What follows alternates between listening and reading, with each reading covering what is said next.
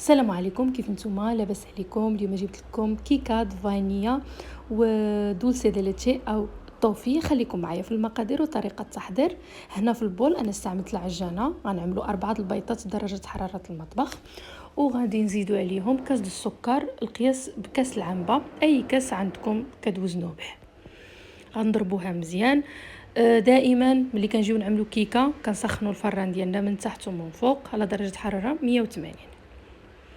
صافي هنايا غنزيد عليها واحد الساشي فاني وهو كيضرب، ونقدروا نستعملوا حتى الطراب اليدوي.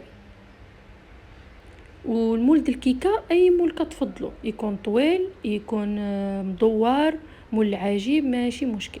غنزيدوا عليها نص كاس د الزيت وكاس د الحليب بدرجه حراره المطبخ حتى هو. والطحين ما كديش الطحين بزاف، كدي غير 95 غرام د الطحين ومعلقه صغيره د الخميره، كتجي هشيشه هشيشه هشيشه الصراحه الله كتجي لذيذه. وإلا بغيتو تحضروها حتى العيد كتجي مزونه لان هي فيها الطوفي يعني دولسي دي ليتشي او الكريمه د الحليب. نقدروا نوجدوها حتى العيد ونستمتعوا بها مع عائلتنا ووليداتنا في الصباح د العيد ان شاء الله بحول الله.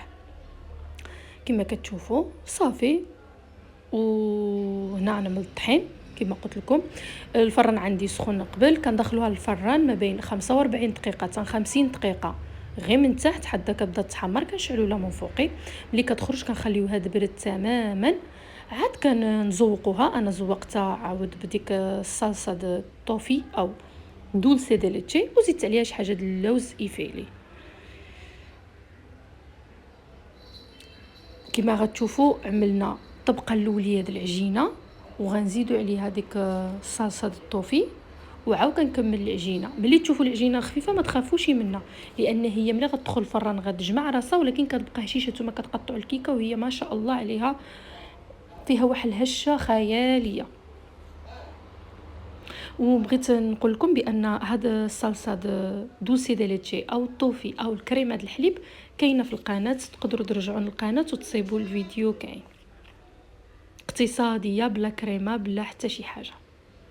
صافي وهنا غندخلوها للفران. نتمنى يعجبكم الفيديو، ما تنسونيش من اللايك ديالكم وتبارطاجيو الفيديو مع الاصدقاء ديالكم العائلات ديالكم باش كلشي يستافد. وإلا عندكم شي افكار نتمنى تشاركوني بها. هنا زينتها بالصلصه الطوفي واللوز ايفيلي. نتمنى يعجبكم الفيديو. مع السلامه.